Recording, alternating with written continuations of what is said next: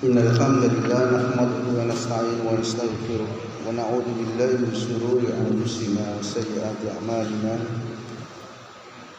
May yahdihillahu fala mudilla lahu wa may yudlil fala hadiya lahu. Asyhadu an la ilaha illallah wa asyhadu anna Muhammadan abduhu wa rasuluhu sallallahu alaihi wa ala alihi wa ashabihi wa man tabi'ahum bi ihsan ila yaumil qiyamah.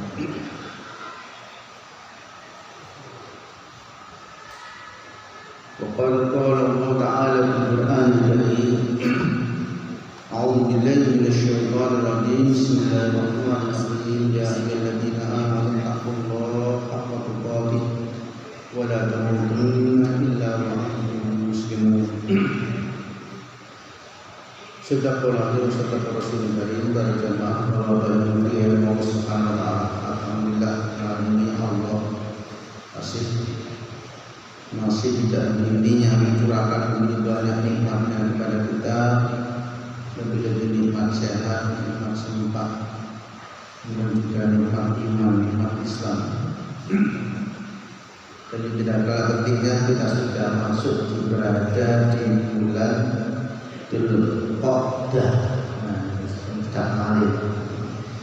Jadi sudah masuk di bulan di awal bulan Dzulqa'dah. Dzulqa'dah berarti Dzulhijjah. Dan murah bulan-bulan Islam. Singapura Januari Februari. Para jamaah yang berkami, selanjutnya kita lanjutkan kajian kita Takbiratul Ihram. Kita sampai pada hadis wa an Utsman ibnu Abil As, insyaallah. Jadi Bismillahirrahmanirrahim.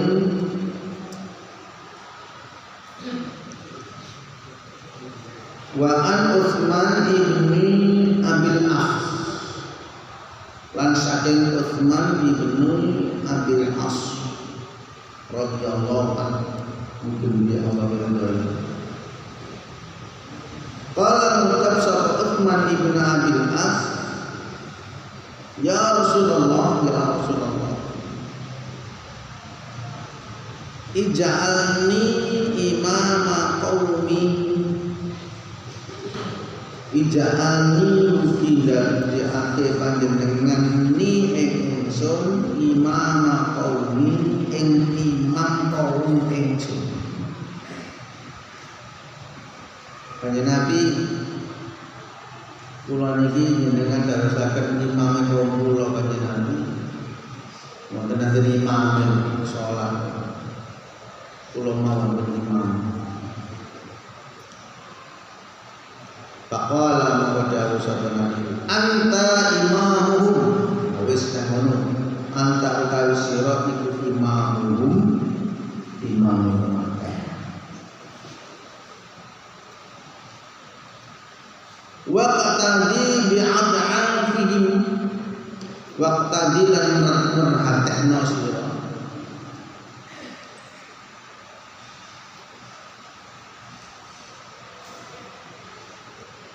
Jadi buat tadi itu bermakna lafid dalam bahasa Arab.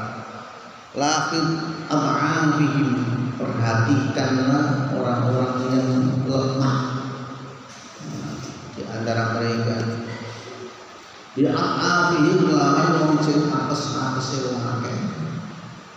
Sing sepuh, mungkin sing kena masih bersebut lagi loro, stroke, masa murah, sehingga sebut-sebut aneh-aneh mau lorong. Itu masuk apa?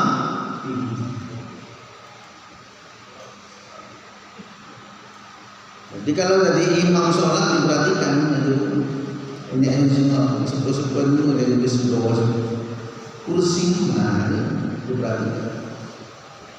Wat takhid lan ngala qasira mu'addina ing tukang anda.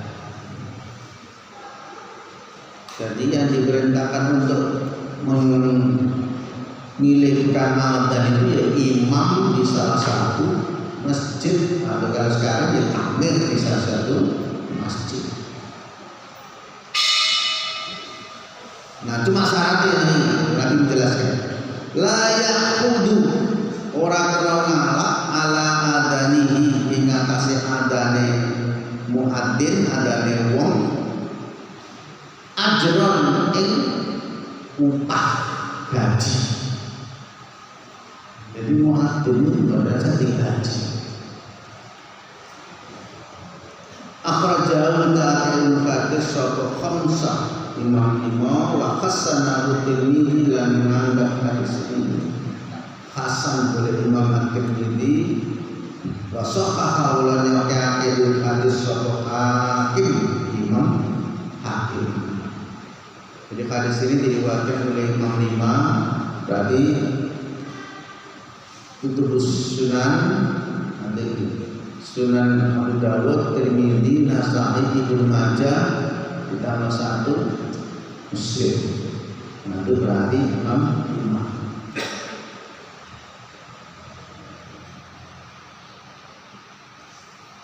Wasaqahu al-Hakim. Hadis ini disahihkan oleh Imam Hakim walaupun hadis ini oleh Imam Tirmidzi dianggap hasan. Para jemaah yang dimaksudkan Allah Ta'ala, yang jadi pelajaran di hadis ini yang pertama, siapa sih Utsman ibnu Abil As?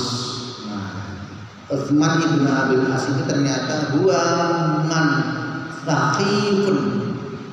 Jadi ini keterangan dari para ulama, ternyata dia seorang pemuda, seorang yang sangat cerdas, sakif, cekatan, cakap, bacaan yang bagus, hafalan yang kakak. Istamalahu Nabi sallallahu alaihi wasallam ala Taif, yang kemudian oleh Nabi Utsman ibnu Abil As ini dijadikan seorang pegawai ya, di Taif, salah satu kota di Taif.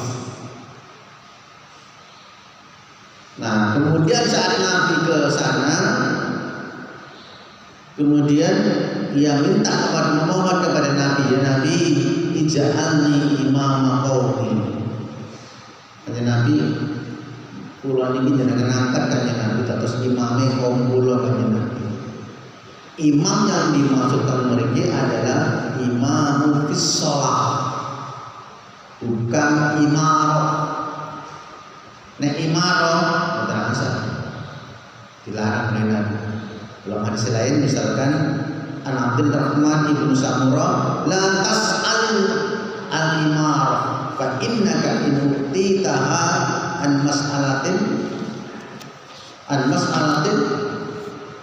wa ukilta ilaiha wa in utitaha an ghairi mas'alah ukinta alaiha. Ini kali ini hadis riwayat Bukhari. Jangan kamu minta imarah. Nah, ini harus dibedakan antara imarah dengan imamah. Kalau imamah yang dimaksud di hadis ini adalah imam sholat jamaah atau mudahnya sekarang ini ya. Jadi imam jamaah atau takmir untuk mengurusi sholat jamaah itu bisa menjadi imam jamaah. Karena dia pegawai di Taif. Akhirnya oleh Nabi, yang Nabi kalau diangkat mawon dan Nabi nggak asal. Dan Nabi mengatakan anta imamuhum, ya wis nek ngono kowe imame. Itu berarti Nabi sudah melihat kecakapannya. Kemampuannya nggak bagus, hafalannya pun kata, gitu. Nanti kemudian bacaannya biasa. Karena yang paling urgent, yang paling pokok di dalam saat imam sholat itu bukan sekedar tua, bukan itu. Yang paling pertama yang Nabi sallallahu alaihi wasallam katakan, siapa yang jadi imam? Aqra'uhum. Nah, kita cek dalam hadis lain ya.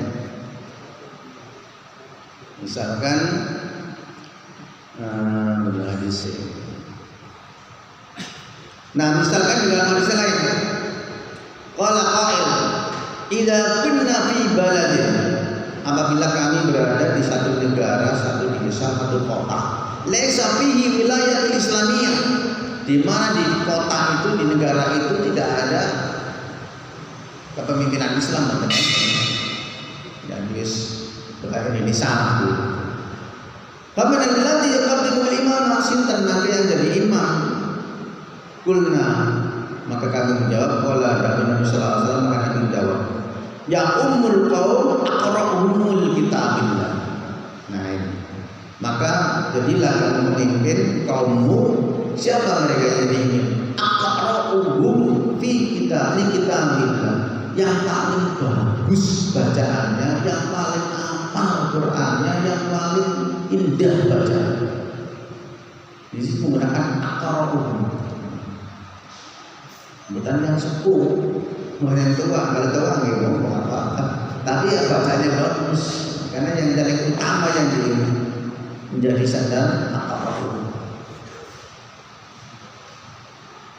Fayajibu ala alil hayy ayyakhtaru aqra'uhum. Maka wajib bagi pemimpin salah satu negara itu atau pemimpin salah satu desa itu untuk memilih mereka yang paling bagus bacaannya, yang paling banyak hafalannya terhadap kitab Allah Subhanahu wa taala. Kemudian kalian yang kedua, yang paling bagus dengan sunnah hadis yang Nabi sallallahu alaihi wasallam. Lihat. Nah ini berarti yang dimaksud dilarang oleh Nabi bukan imamah tapi imam. Nah, kalau imamah itu pemimpin sholat jamaah. Kalau imamah itu kepemimpinan besar kayak jabatan tertentu. Misalkan pemimpin yang apa? Presiden, nah itu nggak boleh lantas ulama itu diminta. Tapi kalau imam jamaah karena nggak ada imamnya, ya sudah karena sholat jamaah itu wajib bagi laki-laki wajib. Wahada aktul, nah ini kata ulama, hada aktul wilayatul imam as-sah. Akhirnya inilah kontrak atau semacam akad perjanjian untuk menjadi imam sholat di salah satu masjid di Taif. Siapa dari Utsman ibnu Abi As.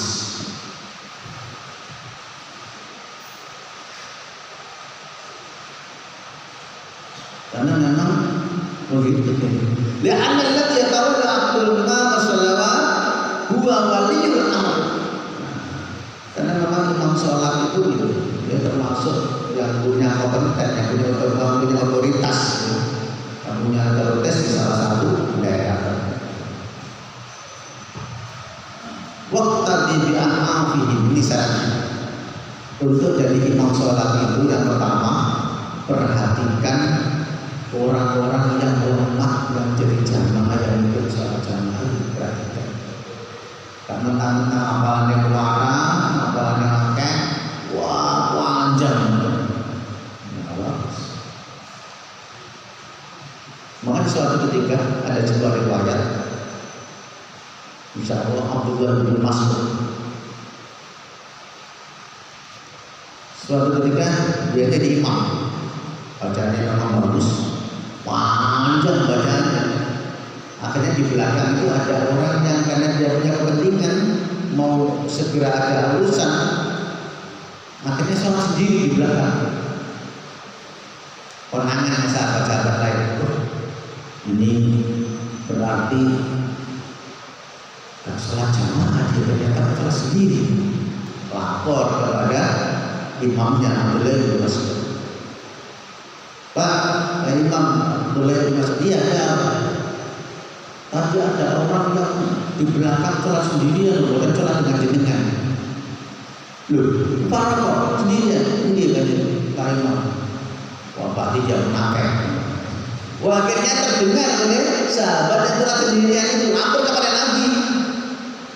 Mengaku berkatakan menafik. Masya Allah, terus gak terima begitu. Wah, akhirnya kata Nabi. Hanya Nabi kalau dikatakan menafik, kalau ternyata cerita juga. Saya itu sholat sendirian di belakangnya Nabi. Sementara Abdullah bin Mas'ud kalau sholat itu panjang, terus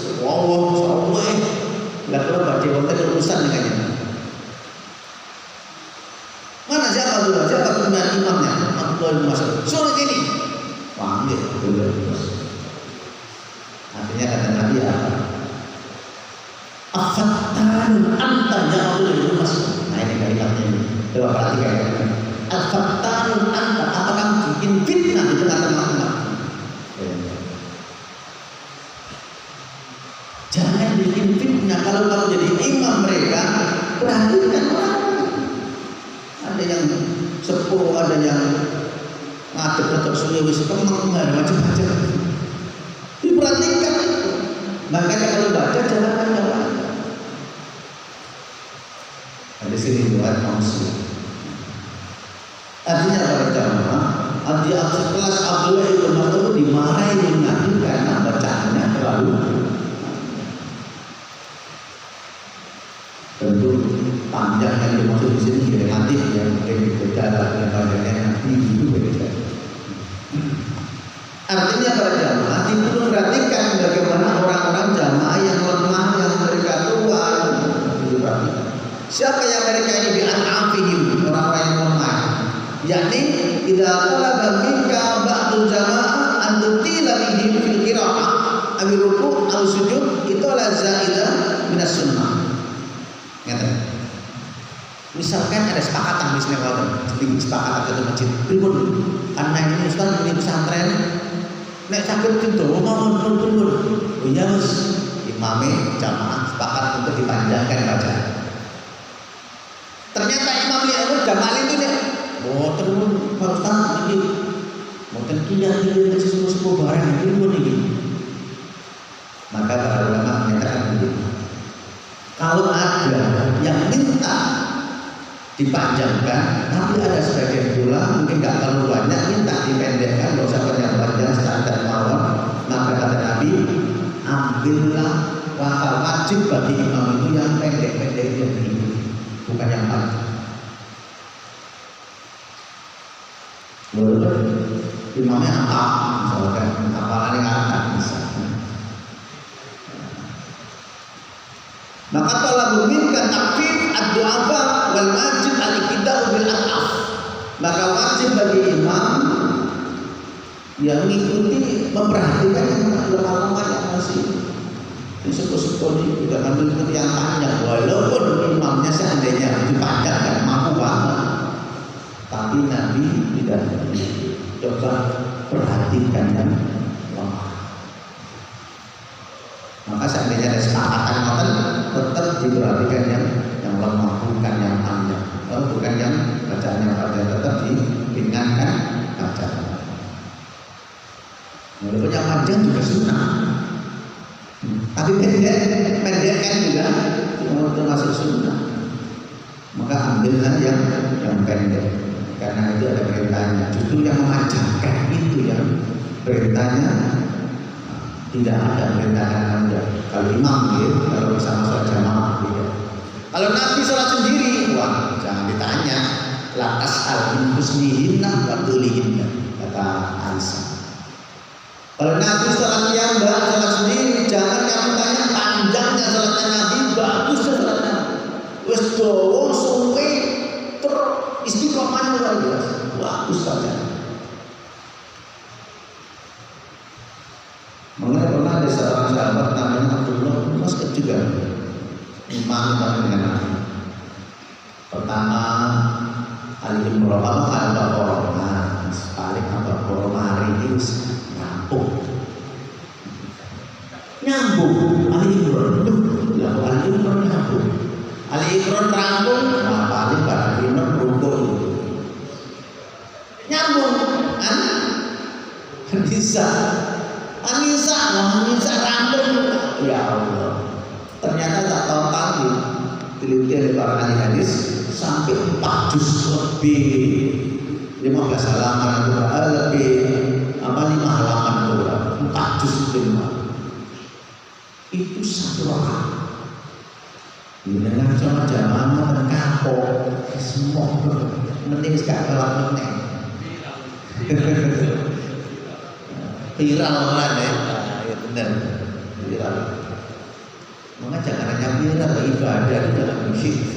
Kita harus bagaimana untuk mencari ridho ridha Allah. Kan ada viral itu Pak, sholat terawih di masjid apa di pondok Al-Fatah, bukan Al-Fatah sini, Al-Fatah Tomboro, Magetan. Itu kan sampai 1 juz per malam. Jadi sampai ke subuh, sholat lu terawih. Ini memang di YouTube kayak taklim di Quran langsung viral. Tapi apa fungsinya? Kita ibadah. Viral di hadapan manusia belum tentu viral di hadapan Allah. Belas. Makanya ada seorang sahabat namanya Ain Al-Qarni. Jadi Ain Al-Qarni itu sahabat yang di mata para sahabat gak seberapa kenal, tapi justru dia terkenal di langit. Para seluruh malaikat seluruh semua kenal semua dengan dia karena kebaikan yang luar biasa. Itu Al-Qarni. Tapi istilahnya tidak dikenal di dunia, tapi justru terkenal di langit.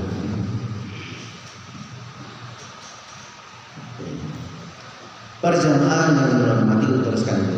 Nah ini yang berikutnya ya, jadi tadi yang paling lemah, utamakan, perhatikan yang masih lemah dari jamaah. Kemudian berikutnya, wattaqitu mu'adzin la yaqutu min ala adani ajran. Carilah tukang adzan. Berikutnya yang kedua, carilah tukang adzan yang tidak menerima gaji. Ini aneh. Tukang adzan yang menerima gaji. Jadi betul-betul lillah. Makanya Nabi sallallahu alaihi wasallam di situ dijelaskan apa yang dimaksud dengan ajr di sini, upah. Para ulama memberikan penjelasan begini. Ayat makna adalah bagaimana dunia di sini dia tidak bisa menerima upah yang sifatnya upah duniawiyah. Jadi upah di Musa kan nggak ngasih gaji kok, lama berupa beras, diberikan rumah yang layak. Nah itu namanya termasuk upah dunia, bukan berupa uang tapi berupa fasilitas. Misalkan kita anak-anak wah termasuk kasih, memang nggak dikasih gaji, tapi ini semua, ini ada kendaraan, ada rumah mewah. Nah itu lebih dari itu, lebih dari upah. Makanya para ulama gitu, ajaran upah yang dimaksud adalah yakni al-ujratun dunyawiyatun ala adani. Jadi upah yang bersifat duniawi dari adanya. Ya Bu, kalau misalkan ngasih upah karena yang lain silakan monggo. Misalkan karena dia di samping dia adan mungkin bersih-bersih. Nah kita haji dari bersih-bersihnya bukan adan.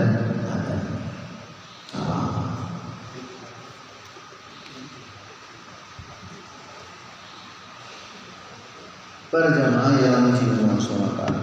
Sebentar ini, kemudian bagaimana penjelasan dari hadis ini? Para ulama apa kaidahnya? Jawazut talabul imamah, bolehnya meminta untuk jadi pemimpin jamaah. Al-Wajibah Nabi sallallahu alaihi wasallam akar Utsman ibnu Abil As. Begitu sebagaimana Nabi sallallahu alaihi wasallam telah mengangkat Utsman ibnu Abil As yang memang meminta untuk jadi imam jamaahnya di desanya. Dan ini sudah kuat disepakati bagaimana dikatakan Nabi sallallahu alaihi wasallam aqwa ma yakun bi itsbati hadzal. Jadi ini sudah ketetapan hukumnya sudah dikuatkan oleh Nabi sallallahu alaihi wasallam. Berbeda dengan begini, lakin tetapi lau qala qa'il, seandainya ada orang mengatakan alaysa Nabi sallallahu alaihi wasallam khina sa'ala rajul imarah. Lu bagaimana dengan seorang yang minta kepada Nabi imarah? Nah, betul ya, beda ya. Imarah dengan imam beda. Kalau imarah kepemimpinan beda. Kalau imam jamaah khusus. Innala nuwalli hadzal amr akhadha talaba. Bahkan Nabi mengatakan saya tidak akan memberikan jabatan itu kepada seorang yang memang minta, siapapun dah. Waqala Abdullah Abdurrahman ibn Samurah, la tas'al kata Nabi sallallahu alaihi wasallam, janganlah kamu minta pemimpinan. Fa innaka in utitaha an mas'alatin, jika kamu dikasih karena kamu minta, ukil tak wilayah, kamu akan berat karena minta. Wa idza utitaha min ghairi an ghairi mas'alatin ukil tak wilayah. Tapi kalau dengan tidak diminta, ya, dengan diminta tapi jangan tidak minta, tapi diminta untuk dilamar untuk jadi pemimpin, nah, maka Allah akan menolong. Berbeda. Saya tidak melihat bagaimana dengan konteks sekarang ini misalnya karena memang beda-beda. Tetapi pernah, misalnya di sini masih istilah para ulama.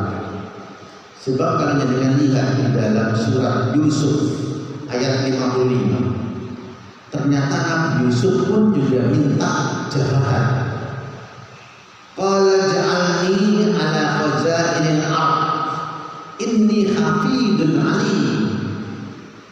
Hadis surat Yusuf ayat 55. Jadi Nabi Yusuf pun minta kepada raja, jadikanlah aku pegawai untuk mengurusi Baitul Mal zakat atau mengurusi perbendaharaan dunia.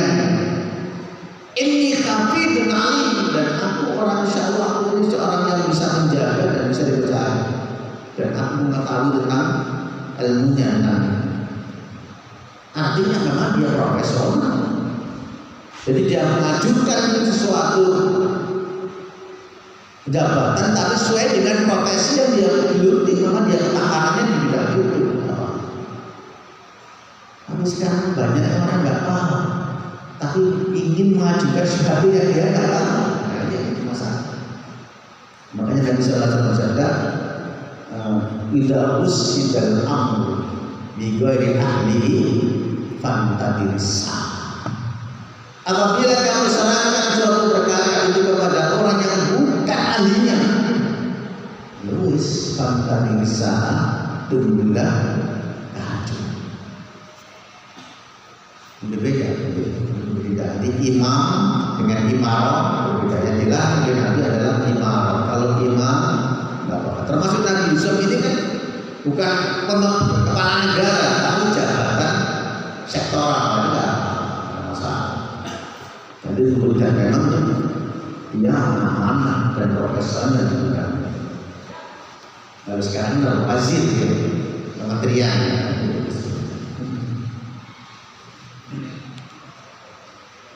Para jemaah yang dimuliakan Allah, kita lanjutkan di hadis ini. Nah, mirip ini. Nah, hadis ini menunjukkan bahwasanya wajibnya untuk muadzin itu harus ada. Muadzin itu harus ada. Makanya muadzin itu wajib.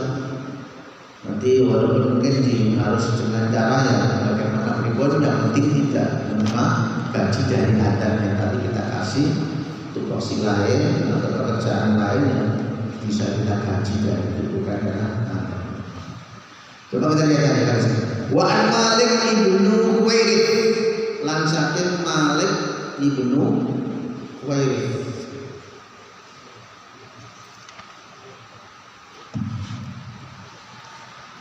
Qala ucap sapa Malik ibnu Huwairith, qala ngucap lana marang ingsun sapa Nabi sallallahu alaihi wasallam, idza hadarati as-shalah, nalikane wis teko apa as-shalatu waktu salat. Itu bahasa hadis itu hadar, tapi maksudnya bukan hadar, dakhala. Apabila telah masuk waktu sholat, fal-adib maka supaya adzan laku kanggo sira kabeh sapa akal salah siji sira kabeh. Mereka menggunakan kalimat lam. fa lam yu'addin. Ini lamnya itu adalah lamul amr. Berarti lam yang berfungsi sebagai perintah. Makanya kita artikan fal yu'addin mono supoyo. Jadi kenapa? Karena lamnya itu lam perintah. Hadis ini diriwayatkan akhrajahu sab'ah. Jadi akhrajahu sab'ah tadi Imam Bukhari, Muslim, Abu Dawud, Tirmidzi, Nasa'i, Ibnu Majah, Ahmad. Hadis itu sama. Perjalanan. Nah, hadis ini menunjukkan bahwasanya ditetapkannya adzan. Nah, di muadzin itu harus ngangkat. Wujubul adzan annahu min furudil wajib 'alal muslimin. Wajibnya adzan karena adzan termasuk hal yang diwajibkan atas kaum muslim. Mengapa? Wa huwa min sya'airiddin adh-dhahirah. Karena itu termasuk syiar-syiar agama yang bersifat zahir, langsung terdengar. Syiar al-sya'airiddin, syiar-syiar agama. Allati yuqatalu man tarqah. Bahkan kalau tidak makan dengan adzan ini bisa menjadikan kita tidak diserang oleh Nabi. Suatu ketika dalam hadis Bukhari ini ngaji yang pertama sekali. Kan Nabi sallallahu alaihi wasallam tidak wajadina qauman lam yakun yaqur bina hatta yasbiha wa yamdu. Nabi itu pernah ketika mau perang mau menyerang satu kaum, Nabi gak langsung menyerang, tapi Nabi mendengar dulu. Nah, ini jadi Nabi mendengar dulu ada suara adzan atau. Kalau di kampung itu terdengar suara adzan, nggak usah diserang. Apa rupanya pokoknya kalau sudah mendengar suara adzan, nggak usah diserang. Kata yusbika, jadi Nabi kalau mau menyerang, nanti menunggu dulu sampai subuh. Jadi jam 3, jam 2 nyerang. Masya Allah. Nabi perang itu menyerang satu kampung, satu kota juga siang-siang buat malam hari. Dan itu sakit mendekati waktu subuh. Kalau pas waktu subuh gak dengar suara adzan, bisa diserang. Kalau tidak dengar sama sekali suara adzan, udah serang. Dari sini para ulama berijtihad mengambil sebuah istinbat hukum bahwasanya disinilah wajibnya adzan, karena adzan termasuk dari syiar-syiar yang agama yang nyata, yang jelas. Sehingga dari adzan inilah Nabi sampai memutuskan menyerang satu kelompok, menyerang satu kaum atau tidak, karena mendengar suara. Hadis ini diriwayatkan dalam kitab Sahih Al-Bukhari. Perjalanan yang kedua, innal adzan fardhu kifayah. Adzan itu fardhu kifayah. Fardhu kifayah maksudnya itu ya, namanya kalau sudah ada yang adzan sudah cukup. Makanya kadang-kadang orang itu sholat pakai adzan itu boleh. Misalkan sholat sendirian, setelah sholat jamaah selesai terus langsung sholat baik. Ya, kita datang sudah sholat jamaahnya sudah selesai, kita datang terlambat karena perjalanan dan sebagainya. Maka sebenarnya itu sudah cukup adanya masjid itu. Kita jangan nggak usah ada lagi nggak apa-apa. Pakai qomat, nah, itu ada yang beberapa boleh pakai qomat, tapi ada kata nggak pakai pun nggak apa. Kenapa? Karena sudah ada diwakili oleh salah satu masjid, maka sudah cukup. Dengan yang misalkan musafir singgah di salah satu masjid tertentu atau sholat tertentu untuk sholat jamaah di situ, nggak usah adzan, nggak apa-apa. Karena Jumatan disebut Jumatan hukumnya waktu kifayah. Kemudian para jamaah, kayaknya ini sudah selesai, kita pulang. Baru kita akan lanjutkan pada hadis berikutnya. Insyaallah. Bila suara sakit, kurang lebih mohon maaf. Alhamdulillah.